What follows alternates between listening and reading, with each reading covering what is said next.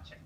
Such was the case this morning on CNN of all places, where they booked a point-counterpoint on critical race theory.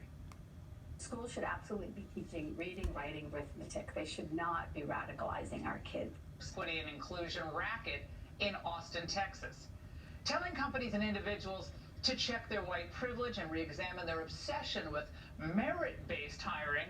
Turns out that's a lucrative business. But money can't buy you logic. Instead of refuting Ms. Nomani's evidence proving the poisonous effects of CRT curricula, he merely pulled a Terry McAuliffe, saying parents should generally stop butting in, leave education to the experts, presumably experts like him. Of too many people who know little or nothing about education trying to tell professionals who are in this industry who've been working hard. We're coming in as weekend warriors trying to tell them about what education should look like. We need to put a little bit more trust in our educators because they've actually spent the time and energy necessary to really understand some of the nuances that are being kind of just blown over here in this conversation. Now, what does any of that mean? You may wonder. Well, it means it's not yours to question. These topics are simply too complex for the little people to understand. Yet, what's there to understand about reading assigned to our children that associates white people with the devil? It literally says here, whiteness is a bad deal, and it has a symbol of Satan. And this is the contract that they say whiteness brings. And children are getting this book. And I fit into the intersectional world. I'm a Muslim, I'm an immigrant, I'm a mom of color, I am a single mom, but yet I deny all of these, privileges in the new paradigm of the oppression matrix because we're all human beings. That Ms. Nomani is highly educated and a minority herself doesn't matter.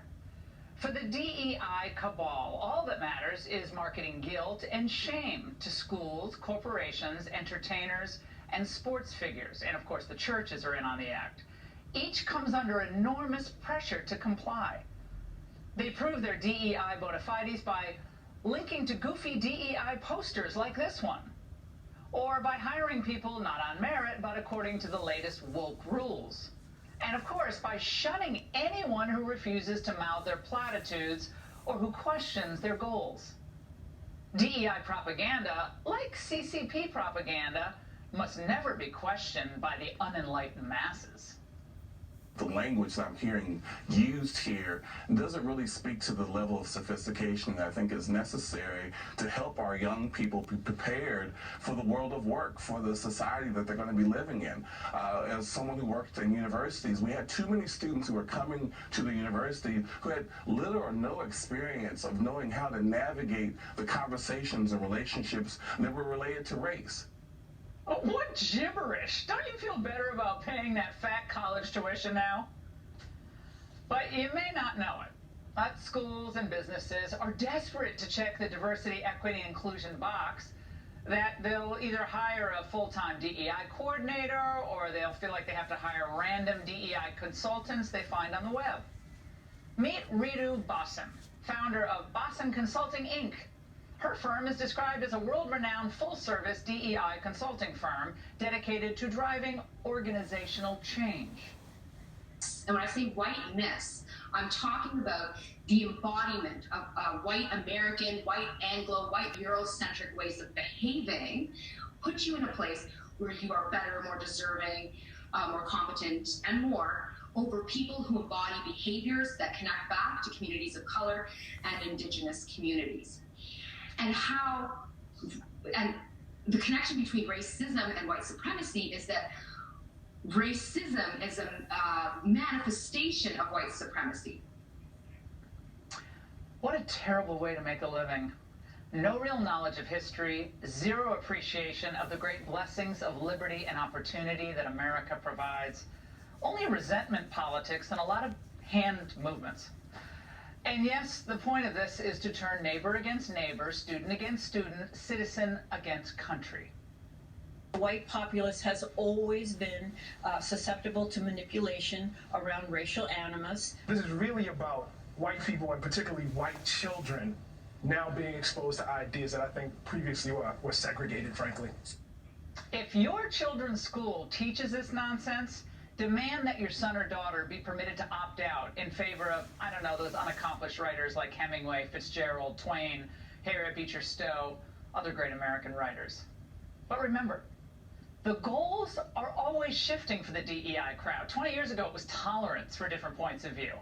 But that wasn't getting the far left anywhere. So then they shifted to demanding diversity. But that, too, they found to be limiting. So they moved on again.